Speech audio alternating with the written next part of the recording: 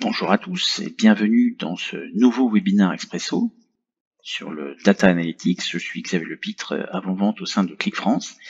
Et le sujet de ce matin est la façon d'éliminer les angles morts dans vos données. Alors vous savez que sur le marché, on va trouver deux types de produits pour pouvoir explorer vos informations, en créer des tableaux de bord, des rapports, etc. Donc on trouve une catégorie de produits qu'on va appeler de type traditionnel, que j'ai représenté ici côté gauche, et puis une autre catégorie, ici l'associativité, donc qui est un brevet qui a été déposé par Click, et qui va permettre d'explorer les données dans le sens que l'on souhaite. Donc, je vous ai fait un schéma ici à gauche. J'ai imaginé un cheminement, donc où je vais demander à l'utilisateur de choisir un pays, ensuite il va pouvoir choisir sa région, son produit, son commercial. Et donc selon l'outil que vous allez choisir, soit les résultats vont arriver de façon immédiate à chaque filtre, soit on saisit l'ensemble des filtres, on lance une requête, ou des requêtes d'ailleurs, sur votre ou vos bases pour avoir le résultat. Donc ça c'est quelque chose de classique qui existe depuis plusieurs années. En dehors du fait que lorsqu'on a besoin d'analyser d'autres dimensions, d'autres axes, il va falloir rajouter ou modifier sa façon de naviguer, eh bien vous remarquerez qu'ici on a des carrés gris. Et ces carrés gris sont exclus de chaque sélection. C'est-à-dire que ici, chaque fois que je passe par le chemin pays, région, produit commercial, eh bien j'exclus une partie de mes données. Or, il arrive, plus souvent qu'on ne le pense, que l'information utile est souvent dans l'exclusion. Typiquement, j'ai sélectionné un pays, donc je vais trouver les produits qui sont vendus dans ce pays, mais ce qui serait pu être intéressant, c'est également de trouver quels sont les produits qui n'ont pas été vendus. Et donc ça, bien entendu, avec un outil de rationnel, on peut le faire, mais il faut penser à le faire. Or, l'associativité, associée à l'intelligence artificielle, va nous permettre de détecter cela. Alors, avant de commencer tout de suite dans la démonstration, ce que je voudrais vous montrer, c'est le cas typique de la limite des requêtes. Ici, vous voyez, j'ai une capture d'écran qui présente en fait une sélection de billets d'avion. Donc on va avoir la ville de départ, la ville d'arrivée, vous allez sélectionner les dates de voyage et vous allez cliquer sur le bouton rouge rechercher des vols. Et donc vous allez avoir une liste comme ça de vols qui correspond à vos critères. Or, en discutant avec des collègues, mais aussi avec la famille, on s'aperçoit que lorsqu'on cherche un billet d'avion, eh bien on va pas faire une requête, mais on va devoir faire 2, 3, voire peut-être même plus que ça, nombre de requêtes, parce que ce qu'on recherche n'est pas toujours affiché dans mes critères. Typiquement, si on imagine que l'été prochain, on peut partir à l'étranger, imaginons l'Espagne, qu'est-il préférable par rapport à l'adresse de la maison de location? Est-ce qu'on arrive à Barcelone? Est-ce qu'on arrive à Valence? Ce qui est important en fait pour nous, c'est de trouver l'heure d'arrivée, le créneau, plutôt que de savoir ici avec les critères simplement des dates. Quelque part dans la base, le critère heure et l'information heure est quelque part, mais n'est pas un critère. Et donc du fait de sélectionner des dates, peut-être que je vais exclure des vols qui correspondent à mon besoin. Eh bien, c'est sur cette idée de voyage que je vais commencer ma démonstration, que je vous propose de démarrer tout de suite. Donc, nous voici dans le portail de ClickSense. C'est donc ici où on va pouvoir accéder à des applications, mais également suivre différents graphiques, indicateurs directement dans le portail, et également accéder en fait à des jeux de données. On a un catalogue de données ici, et justement, pour illustrer l'application de suivi des vols, eh bien, j'ai chargé dans mon environnement ici une feuille Excel. Alors c'est une petite feuille Excel qui a 1326 lignes. On peut regarder un petit peu les données de profil. Donc vous voyez, c'est assez simple. On a une ville ici de départ, l'heure de départ, le mois, le jour de la semaine, le pays, le prix de l'aéroport. Et donc il nous indique ici les nombres de valeurs distinctes. Donc on a 31 aéroports différents, on a une seule ville de départ qui est Copenhague, il n'y a pas de valeur nulle. Je peux regarder également l'échantillon de données qui va me donner une visualisation de cette table Excel qui a été transformée comme ça en information clic. Alors avec ça, je vais pouvoir créer une application. Donc, je vais créer cette application, je vais l'appeler Voyage, tout simplement. Je vais cliquer sur le bouton créer, il va me créer ça dans l'espace personnel. Donc ici on voit les différentes étapes qui s'enchaînent. Donc on va charger les données dans l'application. Une fois que les données seront chargées dans l'application, ClickSense va les indexer et va vous proposer ici, vous voyez, une fois que ça a été chargé, soit d'accéder à l'intelligence artificielle, soit d'accéder à la feuille. Pour l'instant, dans la première partie, on va simplement accéder à la feuille, ici, et je vais rapidement créer une première feuille. Donc c'est assez simple, il suffit de déplacer les différents champs à l'endroit où l'on souhaite, simplement à glisser, déplacer, l'heure de départ, etc. Voilà, donc je vais simplement faire ça. Alors pour gagner un peu de temps, j'ai déjà créé l'application Voyage. Donc hop, on va pouvoir accéder tout de suite dans ma partie application, dans la partie Voyage. Et quand je vais l'ouvrir ici, on va retrouver donc ces différents champs. Voilà, sont différents, j'ai mis une petite photo. Donc on a bien la ville de départ, l'heure de départ, le mois, le pays, l'aéroport et le prix. Alors vous voyez, c'est pas du tout représentatif des capacités graphiques de l'outil, on n'est pas en train de faire une démonstration de data visualisation, mais vraiment pour vous montrer un petit peu la différence fondamentale entre un outil de BIA traditionnel et un outil d'associativité avec ce qu'on retrouve ici avec Click. Et je vais prendre un scénario où je vais me dire, tiens, le week-end prochain avec la famille, je voudrais partir au soleil. On peut imaginer qu'on peut être déconfiné et être libre dans nos voyages. Et ici, je vois que tout part de Copenhague. Il y a plusieurs pays, il y a l'Allemagne, il y a le Danemark, il y a l'Islande, et je vois notamment ici l'Italie au soleil. Écoutez, on va prendre l'Italie.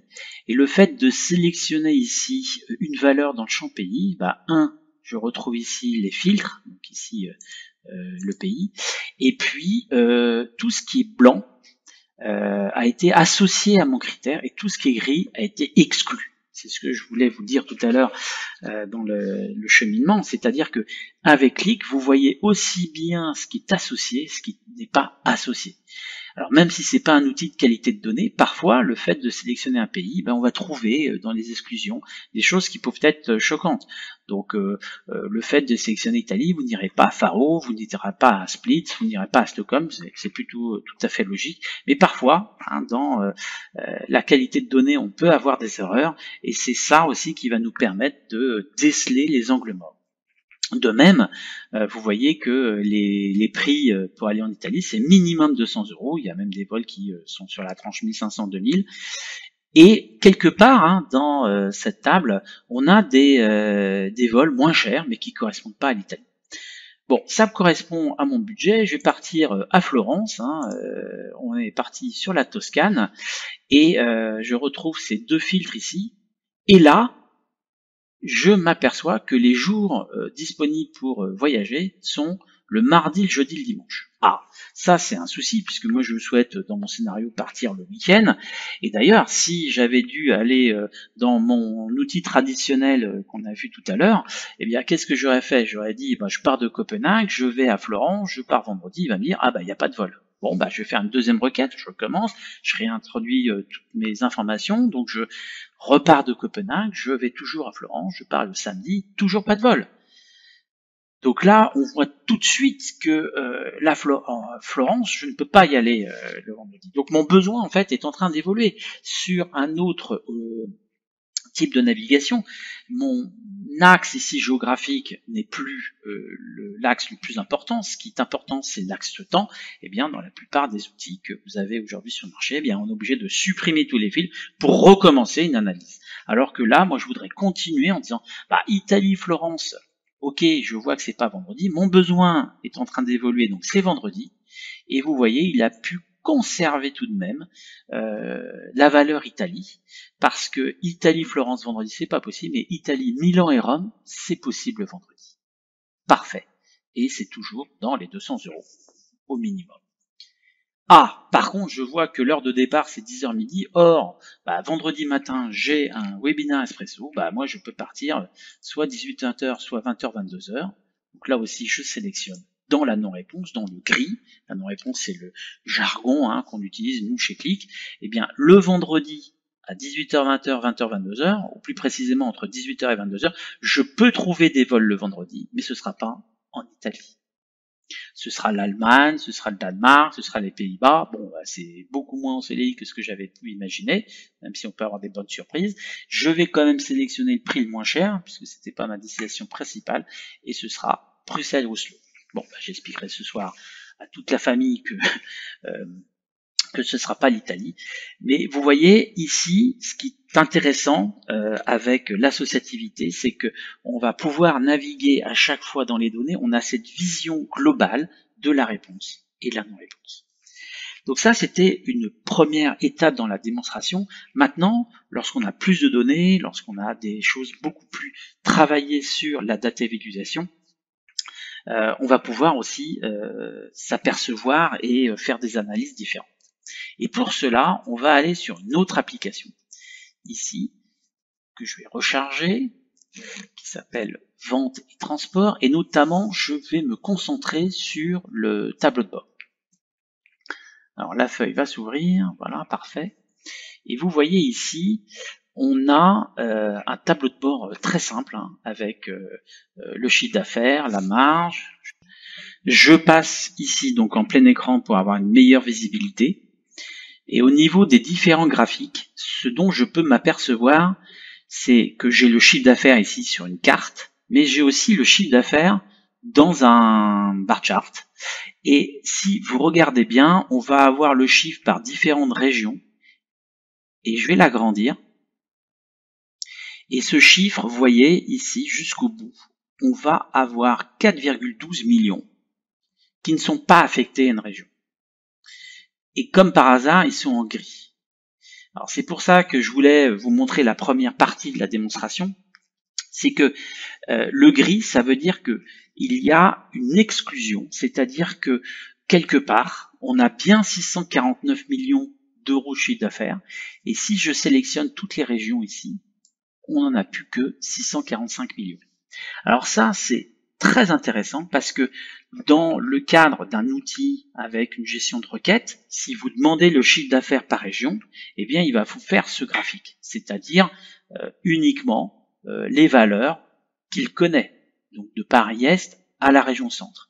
Et si je fais la somme de ces différentes régions, je vais retrouver 645 millions. Or, la réalité, c'est 649 millions. Une fois j'ai détecté ça, je vais pouvoir sélectionner ici, grâce au Selection Insight, cliquer ici sur ce bouton qui permet d'aller un petit peu plus loin dans les sélections. Donc j'ai bien toutes les régions qui ont été sélectionnées et je vais cliquer sur le bouton violet là, générer des informations. Et vous voyez, il me dit que ma sélection, donc des différentes régions, a généré un chiffre d'affaires de 645 millions. Ok. Et il y a des informations qui ont été exclues. Notamment, il y a des magasins qui ont été exclus. Et plus précisément, il y a 69 magasins sur mon réseau de 318 qui ont été exclus, ce qui correspond à peu près à 21%. Et ces 21%, eh bien, correspondent à un chiffre d'affaires de 4,1 millions. Je vais les sélectionner justement, ces valeurs.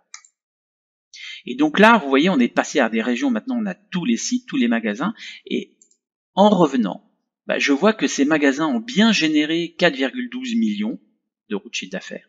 Et si je descends, si j'ai un tableau très simple, avec l'année, le nom du magasin et le chiffre d'affaires qu'il a généré, je m'aperçois que Saint-Quentin a bien généré des chiffres d'affaires de 4 millions, et tous les autres magasins, donc les 68 autres derniers, dans ma base, eh bien, il y a des soucis, puisque je n'ai pas de région, je n'ai pas d'année, et donc il va falloir que je travaille avec les data analystes pour savoir un petit peu ce qui s'est passé dans au moment du chargement des données. Ça, c'est la première chose très visible lorsque vous allez créer un graphique.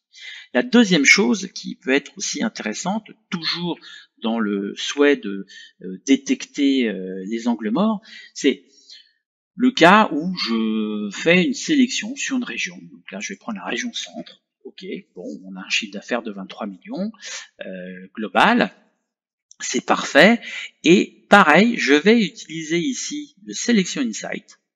Et dans le Selection Insight, je clique de nouveau sur Générer des informations. Donc là, qu'est-ce qu'il me dit? Il me dit qu'il y a des magasins qui ont été exclus. Bon, ça me paraît logique puisque je suis sur une seule région. Mais attention, vous avez des articles qui ont été exclus. Notamment ici, il y a 5139 sur l'ensemble des 16115 qui correspond à mon catalogue. Eh bien, il y a 5139, presque 32% des articles qui n'ont pas été vendus dans la région de centre. Et ça représente un chiffre d'affaires de 7,6%. Et je vais faire la même chose, je vais sélectionner ces valeurs. Donc on voit de la bière blonde, on voit des boissons lactées, on voit de l'ambre solaire, etc., etc. Donc il y a de tout type.